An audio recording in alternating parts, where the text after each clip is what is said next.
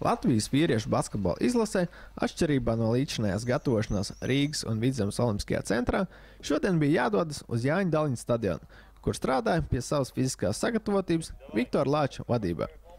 Šodienas rīta treniņā ar komandu nebija Jānis Blūms, bet Pāvils Veslovs trenējās atsevišķi pēc individuālā plāna. Jānim piedzima meitiņa aizvakar, domāju, ka labs attaisnojums, un viņš mums bija noruna, ka viņš sāks bišķi vēlāk. Un Veselovam ir, cik sapratu, problēmas ar nagu kaut kādu, kas viņam tur noticis. Bet viņš visu nedēļu trenējies īstenībā, šis ir pirmais treniņš, ka viņš izlaicis.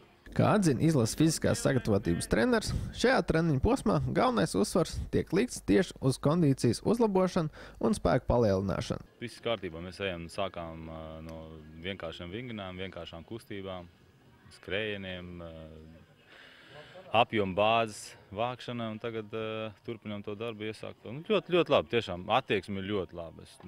Man liekas, labākā izlase, kas ir bijis attieksmes ziņā. Kas kaut kāda īpaša akcenta, kam tieši pievēršat vairāk uzmanību fiziskā sagatavotībā? Šobrīd kondīcijai kā tādai, ļoti daudz skrienam, ejam svaros varbūt mazāk, bet fiziskai sagatavotība kondīcijai kā tādai. Ja tā salīdzina pa gadu, ir kāds, kas sezonas laikā ir pielicis labi? Protams. Negribu saukt uzvārdus, bet jā, ir pielikuši. Kā jau zināms, izlases garajā galā pietrūkst vairāk pieredzējušu un meistarīgu spēlētāju. Šobrīd izlases kandidātos viens no fiziski spēcīgākajiem ir VF centra spēlētājs Andrejs Šeļakovs, no kura vēlējāmies noskaidrot, kā pats spēlētājs jūtas šajos izlases apstākļos, kā arī par situāciju komandas garajā galā. Mēs esam visi jauni, visi augstam pierādīt sevi, un es domāju, tas ir galvenais. Kā pašam būtu bijis labāk, ja būtu arī tie pieredzējušie spēlētāji konkurences ziņā, vai tieši varbūt labāk, tagad lielāks iespējas pašam ir labāk uzspēlēt? Uz to tieši, tur var raudzīties no abām pusēm. Ja būtu pieredzējušie spēlētāji, man arī būtu plus, jo dabūt sparingu pret viņiem treniņos. Un tieši lielāka cīņa būtu, piemēram, lai tik 12. Tagad, kamēr viņi nav, tik un tā liels darbs jāiegulda, jo mēs apzināmies, kas mums sagaida Eiropas čempionātā, un tur nebūs viegli, tāpēc papildus jāstrādā dubultslodzi. Pagaidām galvenokārt fiziskais, ja arī kaut ko taktikā jau darat? Taktiski jau sākam iestrādāt pāris kombinācijas, kuras mēs spēlēsim, un tas ir viss pagaidām.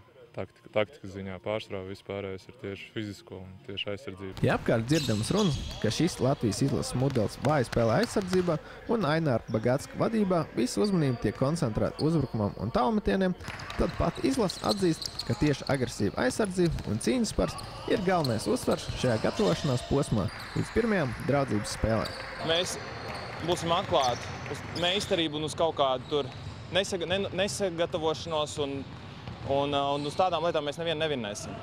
Mums ir jābūt aizsardzībā agresīviem, rupjiem, nekaunīgiem.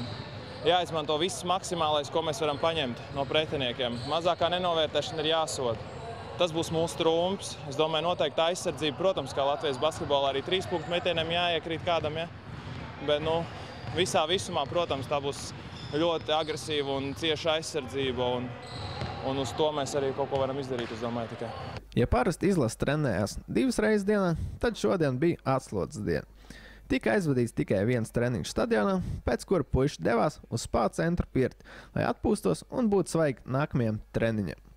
Komanda Valmierā trenēsies līdz sestdienai, bet pēc tam, jau 2. augustā, paredzēta draudzības spēle Lietuvā pret vietējo studentu izlasi.